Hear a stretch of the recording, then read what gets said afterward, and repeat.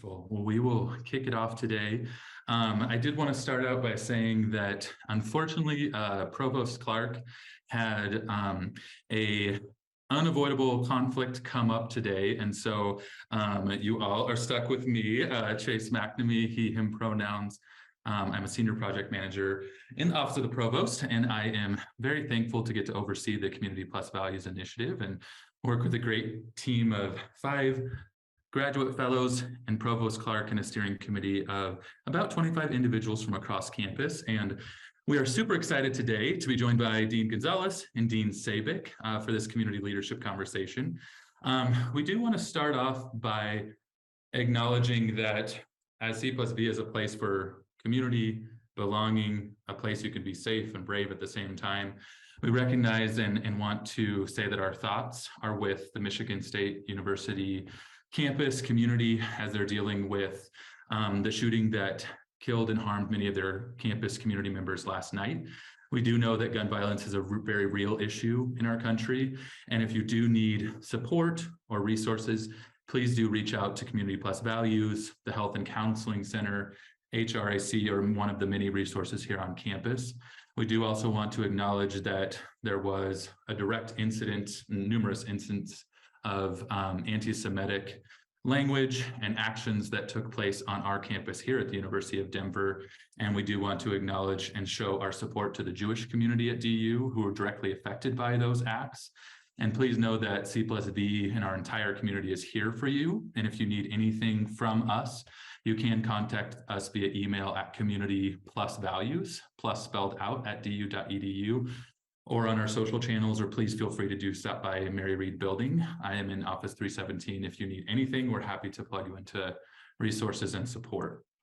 And lastly, before we do dig into our conversation today, we do always start also with a land acknowledgement. And so I do want to take a moment in the spirit of healing and peace to acknowledge and honor the indigenous peoples of the land upon which the University of Denver stands, the Arapaho, Cheyenne, and Ute tribes. Like the history of so many institutions in the United States, ours is complex and sometimes painful. And in recognition of this fact, and to underscore our commitment to inclusion and equity, Community Plus Values commits to listen to and affirm the stories of all in our community. And we do invite you to visit the DU Native American and Indigenous Initiatives website, which we'll drop in the chat, to learn more about those initiatives.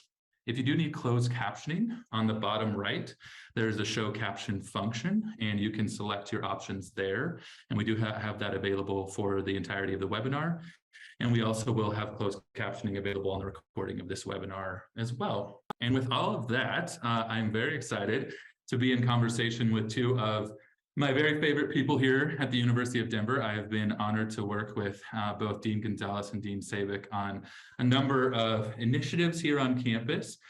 Dean Gonzales is the Dean of the College of Arts, Humanities, and Social Sciences, and Dean Michelle Sabick is the Dean of the Ritchie School of Engineering and Computer Science. And although they've been community members for what feels like a long time in the COVID world here, we recognize that COVID made it where many of our leaders who joined the community didn't get a proper welcome and an introduction in the ways that we would want to honor our community members. And so we do want to hear you all's stories today, to be very conversational. We do encourage people to share questions if you have questions about experiences or background or anything you would want to ask the deans here on the call. Please do feel free to either drop those in the chat or use the Q&A function. If you want to ask an anonymous question, you're welcome to do that there. But first, I want to start off and ask in this present moment, how are you doing in the second half of what always feels like an absolute sprint in the winter quarter? And Dean Sabick, you're to my left, so do you want to kick us off here? Well, I think, Chase, first of all, thank you for having me. It's wonderful to be here. And I agree with your assessment. I'm actually coming up on my 2-year anniversary, but it doesn't feel like that in some ways. And in other ways, it feels like it's been absolutely forever. But I'm thrilled to be here. That said, I agree with your assessment that the winter, I mean, basically since January 2nd or 3rd, right, it just feels like it's been a sprint, and it feels like it's going to continue to be like that until June. That said, it's been exciting and fun, and I'm thrilled to be here, and I'm enjoying working with my colleagues. We have a lot of work to do, but I think that we're slowly working towards a lot of shared goals together. And I will say that over the last couple of weeks, I've had quite a bit of travel. And so right now I'm just thrilled to be in Denver and here with you all, even more physically, as well as appearing via Zoom.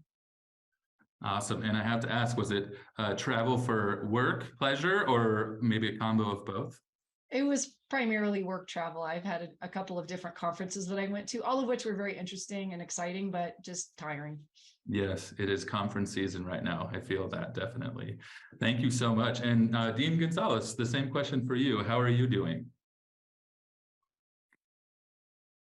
Oh, Dean Gonzales, I think you're on mute. Thank you. Well, that's kind of how the year's beginning. It wouldn't be a Zoom webinar without that, right? Yes, I just also wanted to thank you for your introductions, but also the acknowledgement for many of our communities who are dealing with tragedy, and how important it is us to be mindful of that for everyone. So as much as we may be running a sprint, some people are encountering head-on collisions right now, and thank you for acknowledging all of that. Yes, sprint is a good way to describe 2023 thus far, and also acknowledging that we onboarded at DU in the middle of COVID, and so we're kind of maybe having our first winter that seems maybe somewhat the new normal. Yet there are all the things that, as my counterpart Michelle and colleague has said, that we keep running at, sprinting at. And a dean's job is just a combination of so many things, and those things are very day to day.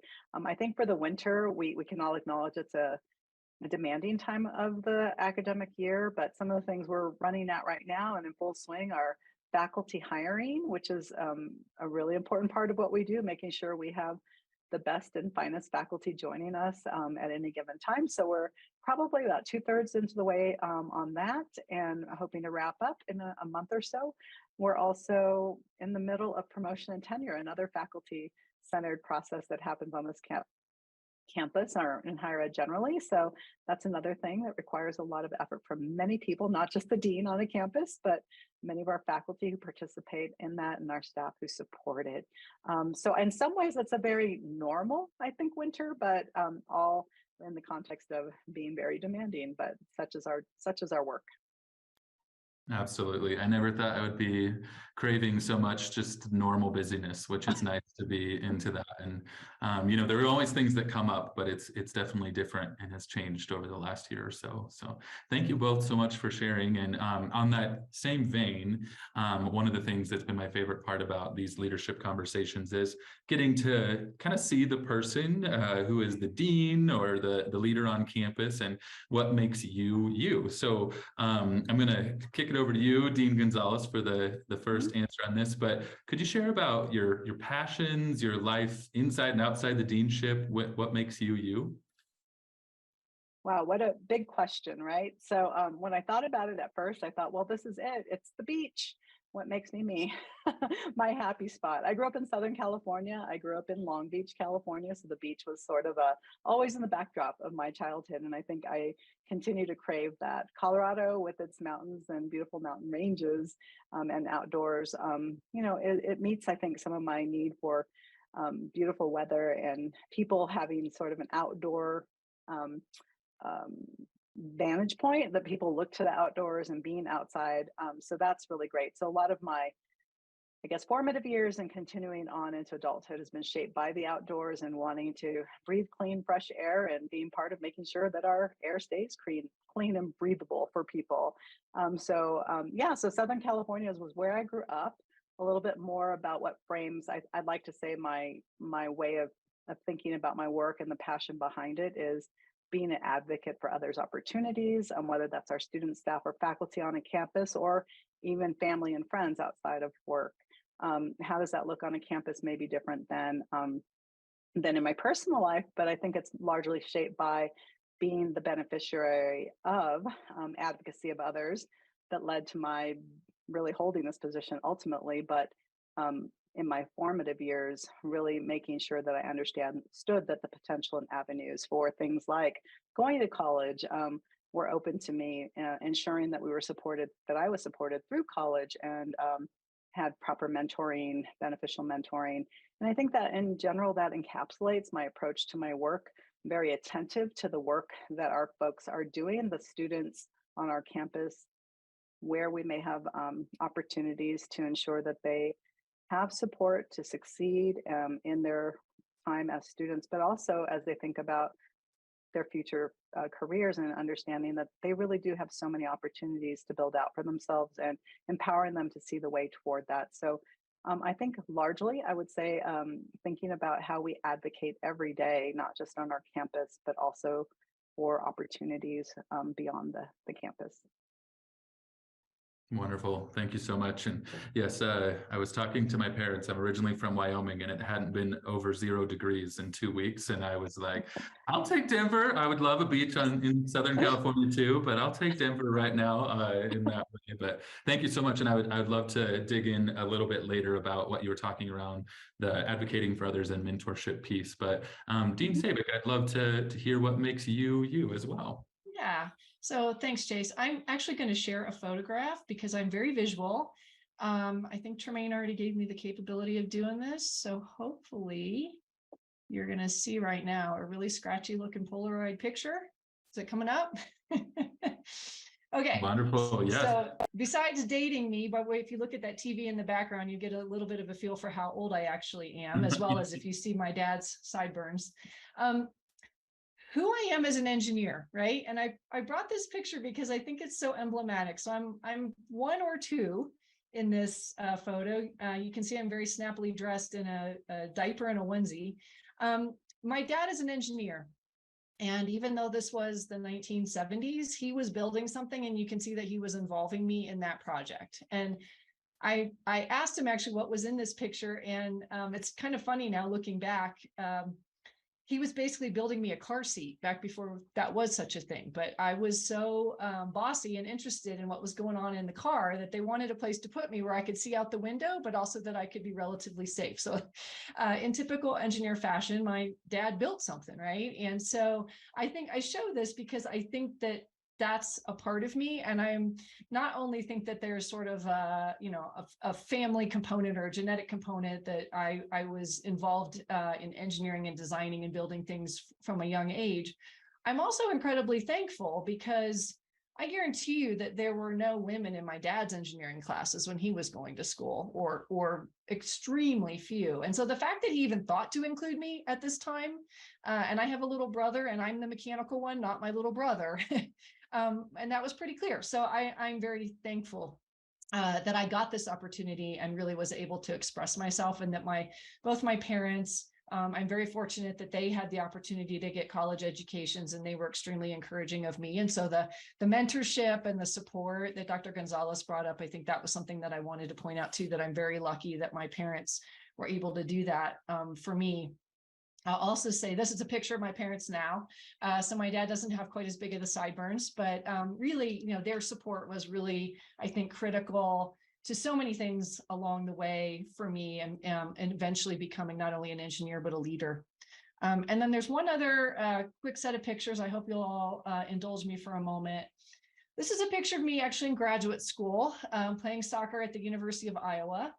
I put this up here because soccer is something that it's one of my passions. So if you want to understand me, that's one of the things that you need to know. I played from the time I was about 7, which in those days was young, although these days that would have been about 3 or 4 years late compared to most kids.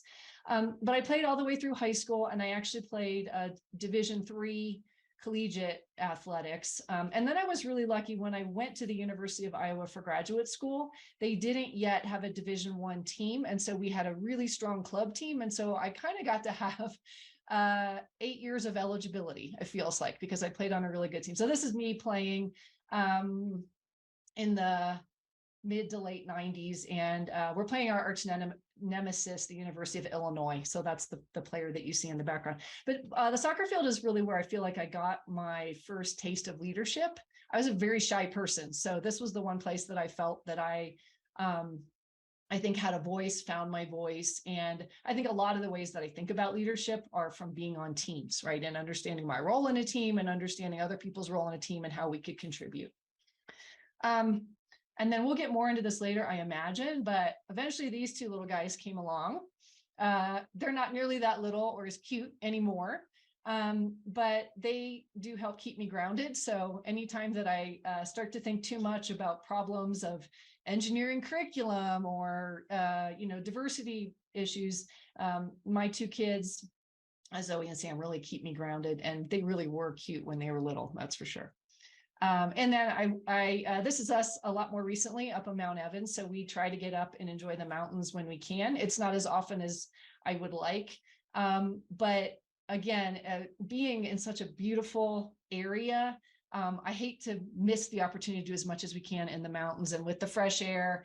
I love to get outside and enjoy just everything that Colorado has to offer, whether that's just going for a run outside on trails, walking around the parks and the great areas around campus, or actually getting up into the foothills or the mountains and getting to enjoy the beautiful scenery and outdoor wonders we have in this state. Awesome. Thank you so much. It was so cool to see the pictures, and you found the NCAA's loophole. You just got to play 4 years in the NCAA and then get the other 4 at the club sport level. So that's awesome. I have a almost 2-year-old myself, and I can only imagine the help you were providing in that car seat construction. Well, thank you both so much. It was so powerful to hear your stories. And before we dig into the next question, I did want to follow up with you, Dean Gonzales. I would love to hear a little bit more. We always hear kind of these words of mentorship and the 4D experience, and how folks are highly relational, highly collegial at DU, and what that looks like. So I was wondering if you could talk a little bit more about your philosophy around that professionally, and how that's showed up in your life. Yeah, I mean, I think it's pretty simple when it comes to, there isn't an elaborate philosophy, I would say, that one that really motivates. And I don't think it's really, morphed all that much as an adult, but really it's about gratitude at the fundamental level, gratitude that someone took notice, especially in something about you and about what you aspired to do. And that can be the smallest of things, from learning how to roller skate to the largest of things, moving your career forward, launching a career. So I think gratitude really anchors so much of what motivates me to see the world in ways that perhaps are unique to me, in that my origins were maybe not as what's the word, rich in terms of the socioeconomic place from which my family began, which was in poverty. So I had eyes to see that opportunities that came my way were not as maybe as plentiful as for others that they might be. But at the same time, I had opportunities, and I benefited from those. And so part of my thinking forward is that all of those moments of mentoring, coaching, sponsorship, anything that helps us from the youngest of times until even today, because we all benefit from that, even as we seem to have reached some sort of heights of our careers, really needs to be paid forward in all the ways that we can think about. And that's from writing of policies and procedures and thinking about how they impact others, to creating opportunities like study abroad or internship for our students that will really be transformative in their trajectories. And so that's what I'll leave that. If there's any bit more you'd like to tease out, I'd love to also hear from Michelle. Yeah, I love that so much. And yeah, I could absolutely say without mentors, when I was a student at the University of Wyoming and other places, I would not be where I am. So thank you so much for sharing. And yeah, Michelle, do you have anything to add as well before we jump to our next question? I guess, I already pointed out that I had an early advocate in my father in terms of encouraging me to go into engineering when it was clear that I sort of had the right,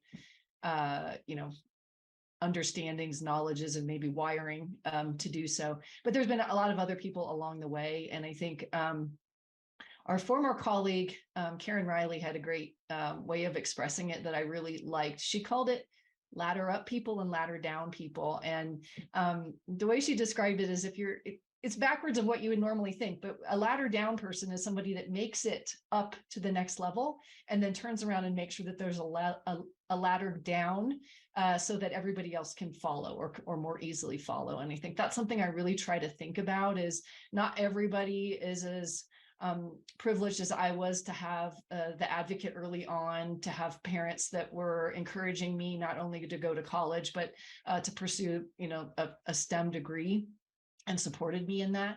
But so that what can I do to help other people that may not have had that particular advantage? And one of the things that I can do is participate in STEM outreach and other ways that I can hopefully serve as an example to other students and help them. And yeah, I feel like I've had very few formal mentors along the way, but dozens and dozens of informal ones, sometimes for moments or hours, and sometimes for years and years. Thank you. I think, yes, I feel like we're all on the same Zoom brain waves, because I was just thinking of that quote of don't climb the ladder and then pull it up behind you. So I both so appreciate you talking about that and all you're doing to mentor students, faculty, staff, and everybody in our DU community. So the next three questions are all kind of tied together, but they're fun. And the first one I want to ask is, what is on your music playlist? What do you like to listen to? Anything that you're vibing with currently or throughout life? We'd love to hear it. You want to call on one of us and make us go first?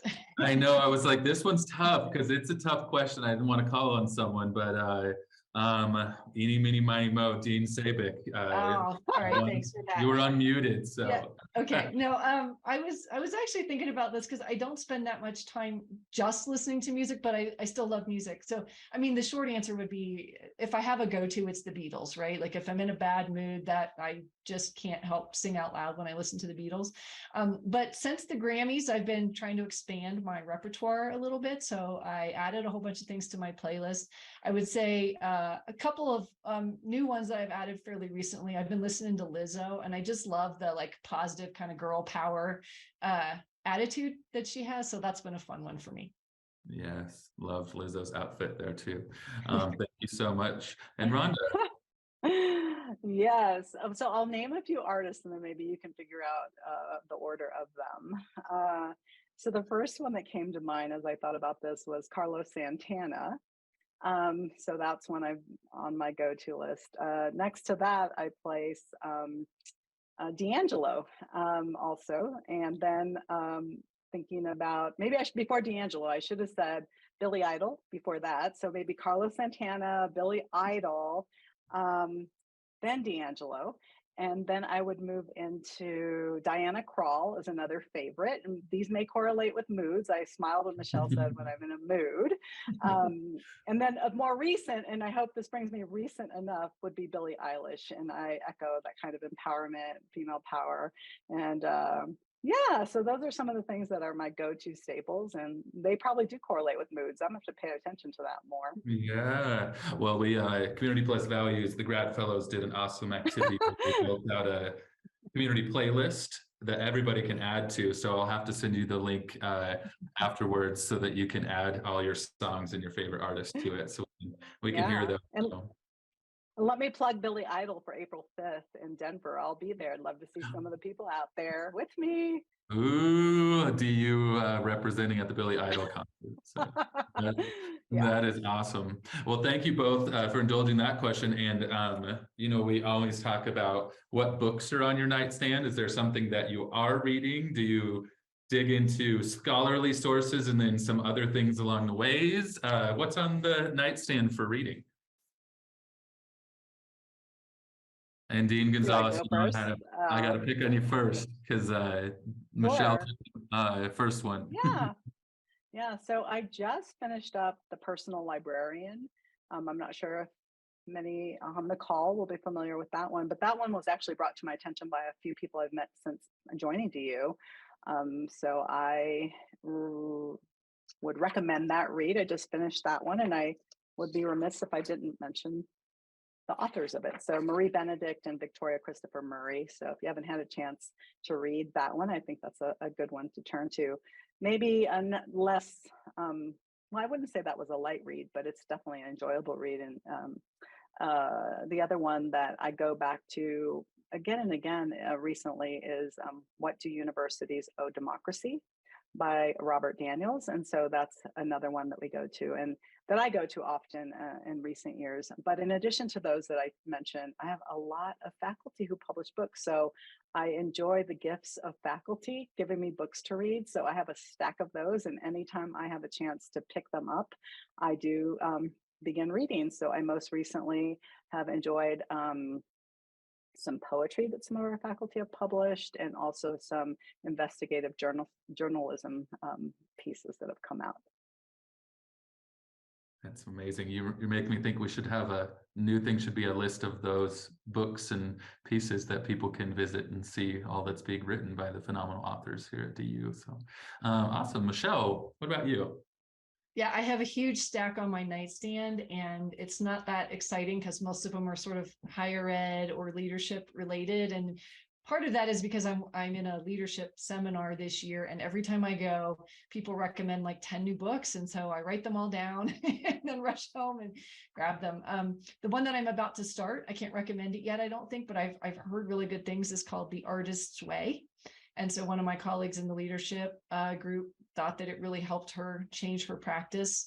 And I'm also about to start Difficult Conversations, which I wish I didn't have to know how to do, but it does feel like a piece of our job is helping people communicate with one another in what can sometimes be difficult situations. My guilty pleasure, like if I was laying on the beach or something, is a historical fiction series called the Outlander series. And there's like 8 of them now, and they're all like 600 pages. So the reality is I never actually take them to the beach, because it would be like 500 pages a book if I really took a hardcover book with me. So that's one you have to put on your Kindle reader or iPad, or save it for when you get home. Awesome. Yes, I have to be that person. I love the TV show. Now I need to get into the books for Outlander. But thank you both so much. And I feel like I'm going to actually go back to you, Rhonda, for this next one, because you kind of mentioned that you already have the Billy Idol concert in the queue ready for a fun thing. But now that we are getting back to a little bit more normalcy, are there any plans for travel, concerts, restaurants, anything that you both are looking forward to in the near or far future? Sure. So let's stick with concerts. It's kind of been the 2023 concert tour for, I think this is going to be a theme for 2023, but on concerts, I have Madonna coming up in July. And looking at similarly, if other travel plans don't impede it, I'm looking at Bryan Adams and Joan Jett and the Blackhearts, July 6th. So those are 2 concerts I'll add to things I'm thinking about going to. One I already have tickets, the other I'm still having to see. Travel, well, I'm fortunate in that last summer I was able to travel quite extensively for work, but also for work in a different way. And that's my research. I don't think I've mentioned that I'm a historian of Africa. And so my research is ongoing. I do travel to East Africa, Central East Africa for research. COVID put a pause in that, but last summer I was able to return for 3 weeks to Tanzania, Zanzibar. And so the coming summer will be similar. Seeded some research projects last summer. We'll be going back this coming summer to Zanzibar Island, which is off the coast of Tanzania and part of the country. And so I'll be there for 3 weeks. But there's lots of other travel. As Michelle said, our jobs do require travel. So whenever we can, we do that travel and maybe find a little joy in that. So upcoming next year will be about a week in DC, doing some professional development conference attending and other things. Awesome. I think I want to swap summers with you at this point, Rhonda. Those concerts sound phenomenal. And thanks for sharing about your research. That's really powerful to hear. Michelle, what about you? Yeah, so I actually never really stopped traveling during the pandemic. So while I hope to have some travel upcoming, I'm still kind of figuring out what exactly the summer is going to look like. I think it's going to be a complicated orchestration between family travel and work travel. The next trip that's coming up that I'm kind of excited about is a work trip, but I have a conference in April in Puerto Rico. And I have not been there in about 10 years, since before the 2 horrible hurricanes. So I'm really looking forward to going back and hopefully getting to spend at least a little bit of free time out exploring the island and learning a bit more about the culture of Puerto Rico. Awesome.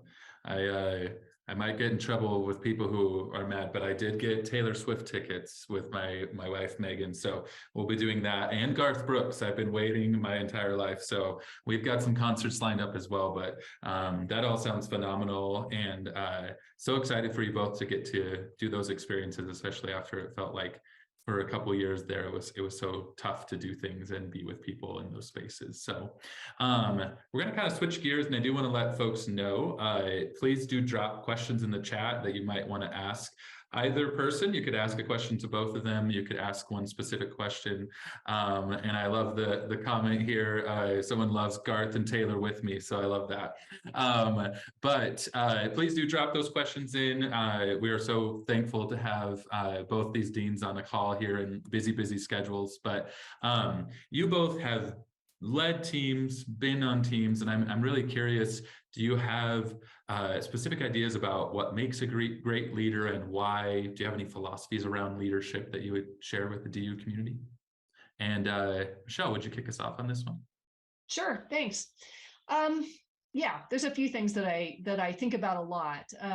One of them, obviously, I think a good leader is differentiated from a manager by having a vision of the future, right? Some kind of a future better state that they're working towards. And so not only is it important to have that vision, but of course to communicate that effectively and to complete a compelling case for that, to make a compelling case to all the other members of the team, so that hopefully everyone is rowing in the same direction. And so I think that's certainly one thing that I've seen fantastic leaders really have, and often they're having a vision of the future that nobody else is quite seeing. And so it's really amazing when you hear somebody articulate that, and it's exciting. I think the other thing that I think about a lot, and it kind of comes back to my earlier comments about functioning on a team, I do think a lot of leadership kind of from the frame of coaching. And I think about a good coach often has to adapt to the particular mix of players that you have at the time, right? And sometimes that means somebody got injured, and so your star player can't be on the field. And so what do you do about that? And so I think the best coaches are really good at understanding each individual contributor's strengths and then figuring out how to maximize those in a way that works for the whole team. And I think in our higher ed context, I think that that example still works pretty well, right? People bring different life experiences, different points of view, different skill sets, and understanding that and maximizing that so that essentially we're enabling everybody to have the resources they need to be successful is really, I think, the primary function of an academic leader.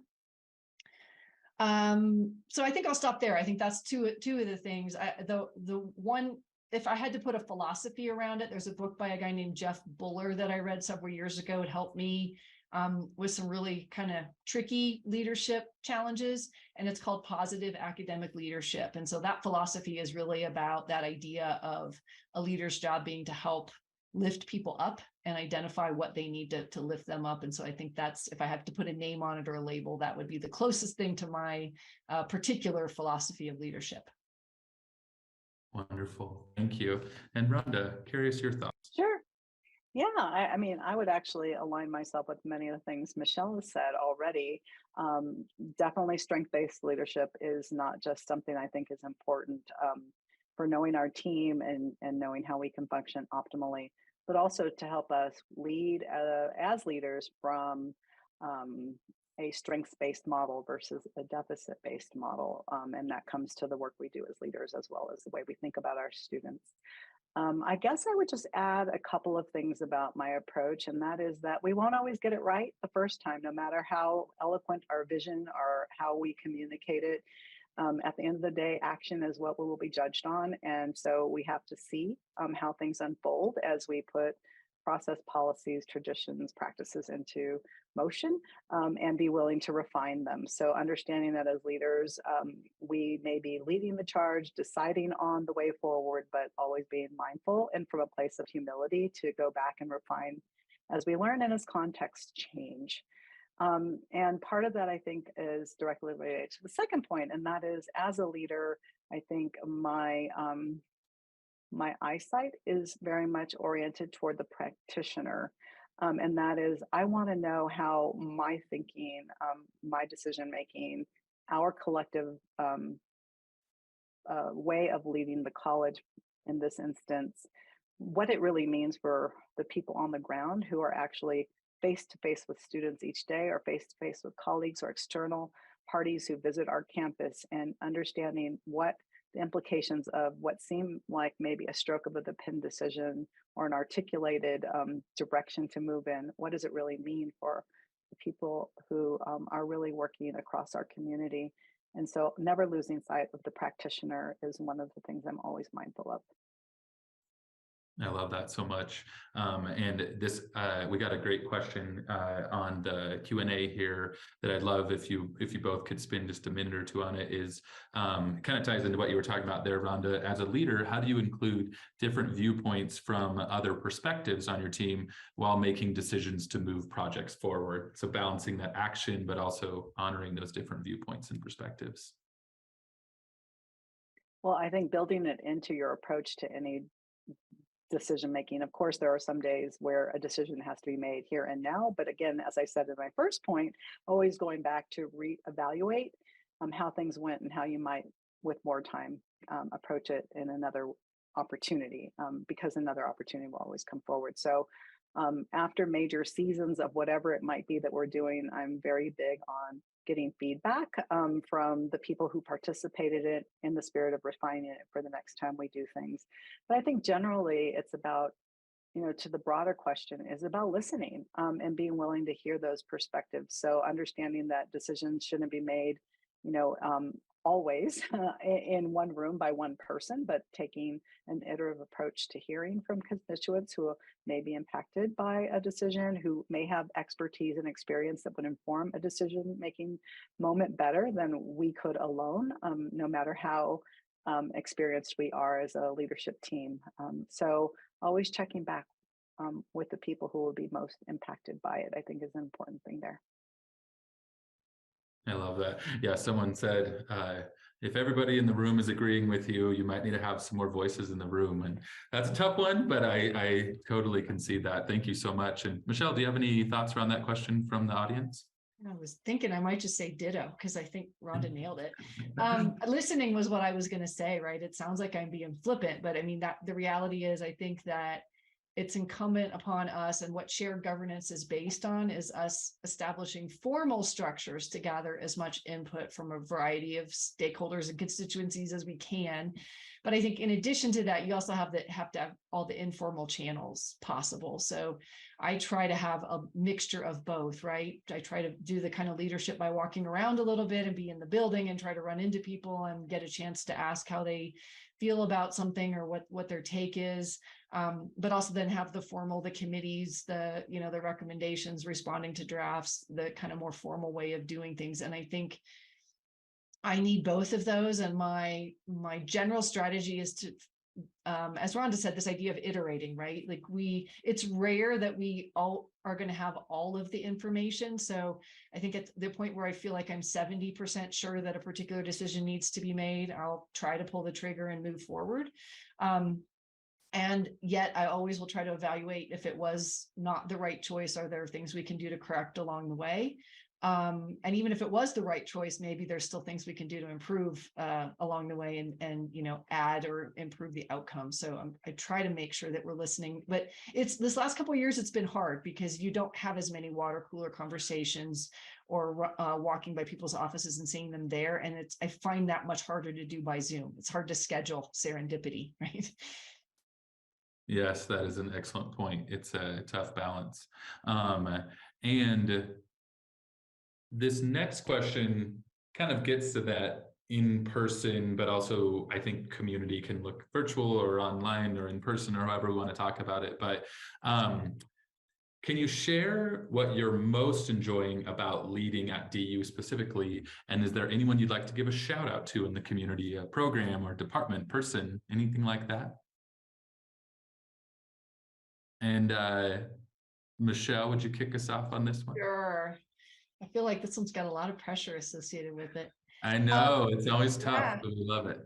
Well, I mean, what I love about leading at DU is the culture. It's a more collaborative and collegial culture than some of the places I've worked. And I think it plays out in a number of different ways, but I really see it in the shared focus on diversity, equity, and inclusion efforts. I feel like I see that manifest much more real. Not that we don't have tons of work to do, but I feel like that's one way that I can see the culture of DU that's different than my previous institution, and I enjoy that a lot. I have a hard time picking out one individual person to shout out to because everybody has been really welcoming and helpful to me. I will say my leadership team that I work with in the Ritchie School, which is staff members in the dean's office, including my assistant, that keeps me on task and on time, and honestly make sure that I'm present where I need to be at the right times. So that's Alex. I very much appreciate Alex's help. And my whole leadership team, I think we are really trying to learn how to work together. And I think that as we continue to practice that, we're getting better and better at that. So I shout out to the chairs and all the other members of the leadership team, because I think we're getting to understand one another and our roles and how we can all help each other, even if in the past, sometimes I think not everybody understood everybody else's role fully. And so I think we're fleshing some of that out. Awesome. Thank you so much. And Rhonda. Thank you, Michelle, for going first. Gave me a chance to think a bit. So I think what I enjoy most about leading at DU is what drew me to DU. And it doesn't deviate much, I think, from what Michelle was saying. And that is, when I was looking for a new home after 18 years in a prior institution, it was going to be very important for me to find a place that I felt authentically was thinking about justice at the highest level, but also about diversity, equity, inclusion. The ad that came out about the position for which I was ultimately offered was a little bit, I guess, refreshing. I thought, wow, if you tell the universe what you're looking for, you might find it. And so what I've come to experience within, especially this college, the College of Arts, Humanities, and Social Sciences, that our faculty and staff and students are walking the talk, and they care about these things that ultimately will shape our future world. And so that's very inspiring to me. So I love that. And a shout out, I had a chance to think that one through, which is a high level shout. And I wanted to, this is what comes to mind, but everyone out there, please don't know, I appreciate all of you and my team, but I want to give a shout out to our CAHSS elected faculty committee, who really jump in on advising me, counseling me on the ways past, the ways present, and the way they think our college would benefit from future leadership. And so they meet with me often. And also our senators from undergraduate student government, who welcomed me my first year to their meetings, who have met with me regularly to talk about their experience of students, ways that we can proactively advocate for them across the campus, but also attend to the things they need within our college. And so last year's senators were great. The new senators seated this year are terrific as well. And so a shout out to the EFC and USG. Awesome. I love that. One of the things we have to give a shout out to originally Morgridge College of Education, and then the Vice Provost of Faculty Affairs Office and HRIC. We were able to expand the U-Rock Awards on campus. And so we want to give people shout outs on a daily basis. So if folks are looking for ways to give shout outs, you can always jump on the U-Rock Awards page and do that. And just remind folks that we appreciate them. And thank you both so much for sharing about what it's like leading at DU and who you appreciate on campus here. And we know you appreciate everyone, but we appreciate those. So I do want to move to our Q&A, and I think one of the questions that we got is just a really powerful one. We talk about kind of what the world looks like, quote, post-COVID and everything, but we know that it caused a lot of harm and trauma and just a lot of things that are going on for folks still. I know that even when I still see people without masks on movies, my mind is triggered that they should be wearing masks, and then I have to think about these things. And so this question I thought was a really powerful one from an attendee who said, I haven't recovered from the challenge of the COVID years, parenting, including homeschooling, while managing the extra load of teaching online and supporting students through those extra hard times just wrecked me. Word is that the burden was especially tough. The word is that the burden was especially tough on women and especially mothers. Is this a feeling that either of you share, and what advice do you have to give to faculty who are trying to recover physically and emotionally at the same time as we continue to continue and expand our work at DU? And I think it could be faculty, staff, students, all of the above, but I'm not going to call on anyone because I would love whoever to jump in on this one because I know it's a pretty big one. I guess I'll say a couple of things. It probably won't address all of this. First, I want to say I empathize for the person who's expressing this, because I think, yes, it has been hard on everyone differently, depending on the resources we have available. And that could be, financial resources, but also family and friends and community. So not everybody has the same, a group of people around them. So I don't know that we can say it's blanketly harder for mothers than others, but I think it really is contextual. And but at the same time, I think one of the principles that is largely, I can't remember which mentor imparted this to me, that helped guide me through my own challenges then and now with time constraints and COVID's long tail, both from a health perspective, but also all other areas of our lives, is to really schedule time for self first, whatever that is, right? So it can be, capitalizing on a few minutes in the morning to meditate or enjoy your coffee without interruption, whatever it might be that just sort of fills us up and gives us what we need to get through that day or think about the rest of the day. And it really goes back to time management for me often, and that is, I'm worthy enough to be on my own calendar and putting in even moments in the day where I can find ways to pay myself with time or experiences, small and large. Everyone's context is different, but I think putting ourselves first in some way, and that may mean taking some things off. I think this person mentioned teaching online, and I know that when we pivoted to teaching online in 2020, for some of us, like myself, who had never taught online, it may have taken 10 hours a week to just get 2 classes posted in a way that it never had before. If we're still doing that today, it's, you'd probably be okay with giving it a lot fewer hours and making yourself, fortified for the rest of the things that we need to do in our job. So I don't have one answer, but I think just tactics to think about. Thank you so much. Yeah, one thing you made me think of is, and Michelle, you mentioned this earlier too, is the highly collegial relational aspect of DU. And not only would I encourage folks to visit human resources inclusive communities, because sometimes there are benefits we aren't even aware of that can ease some of the burdens, and you can talk it out with the person who is an expert. But I have that 2-year-old son and no family here. And so we've been able to have relationships where someone was like, hey, I can watch your kiddo while you go out. And so we didn't have to pay for a babysitter, which was a big thing. So there is a community here, and we support you, and we appreciate you having that transparency and authenticity, and know that we're here to support in any way we can through the institution. Michelle, I'm curious your thoughts. Yeah, I guess a couple minor points to add. I mean, the first thought that I had, so number one, I do hear you, right? So early in the pandemic, I was, in addition to being dean, not at DU yet, being dean of a college, I was basically the 8th grade math tutor. I was the, I guess maybe it was 4th or 5th grade math, English, and everything else tutor, all while I was, trying to not only deal with the regular running of a college, but all of the craziness that COVID threw at us, the rapid fire decision. So I totally understand how difficult that was. And as much as it was wonderful for me for a couple of years to spend more time with my family, there were times when it was a little too much close time. And as Rhonda said, I think it's really important not only to think about self-care and to try to schedule time for yourself, which it's easier said than done. Let's be honest, right?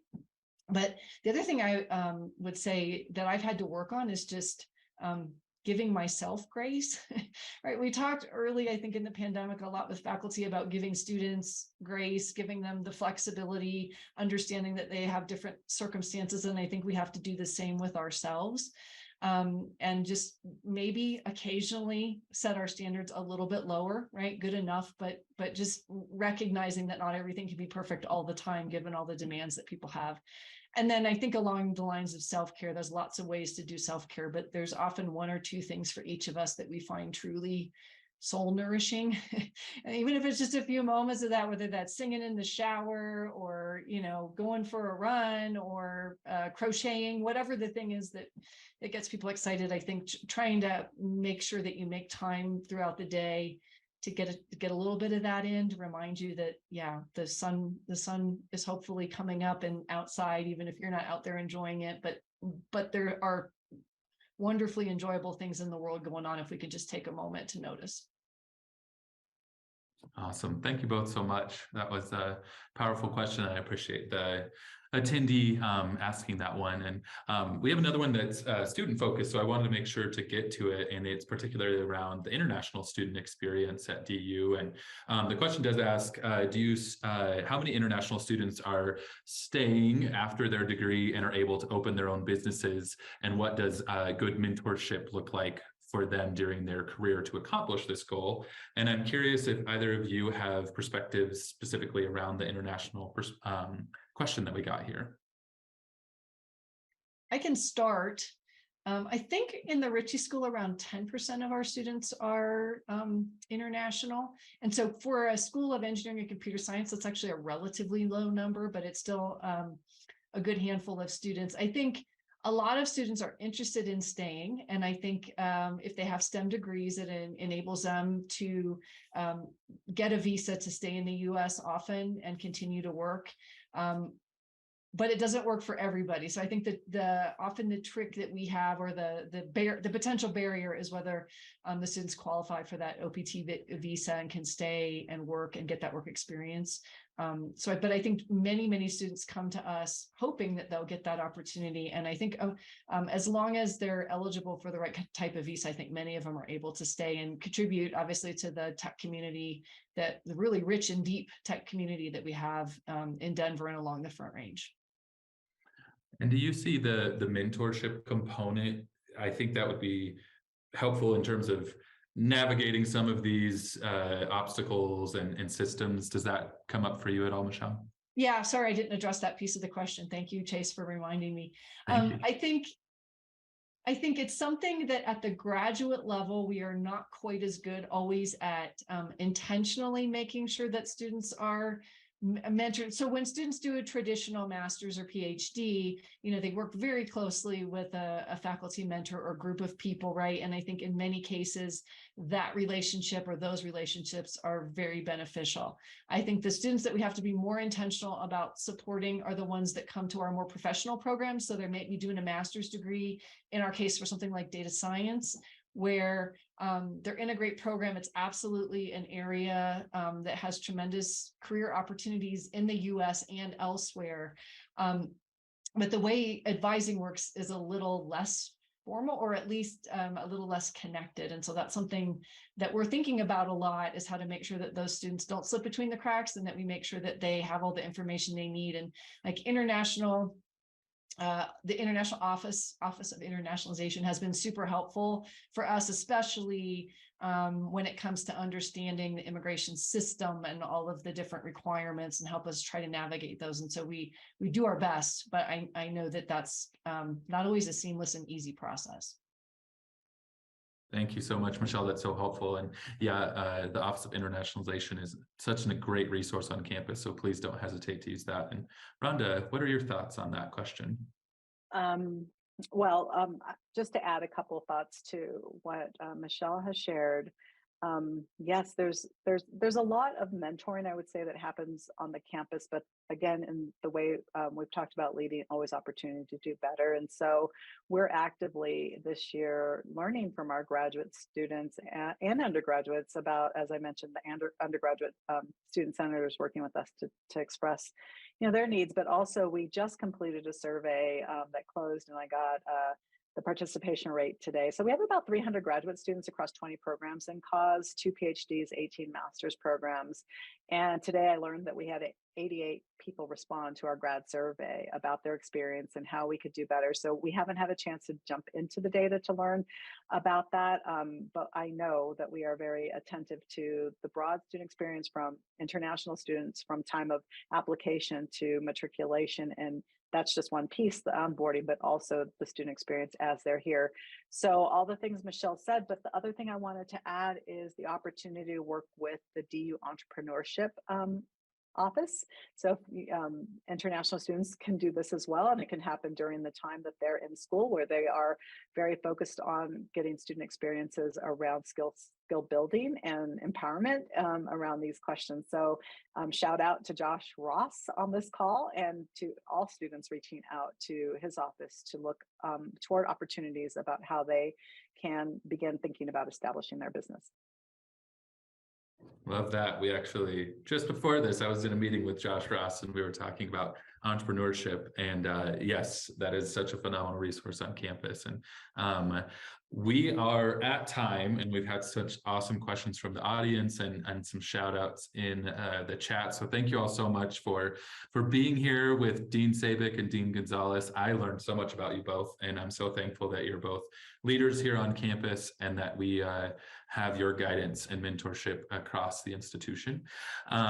We will wrap the conversation up today, but we always want a call to action. So please feel free to visit our Community Plus Values website to learn more about upcoming initiatives and events.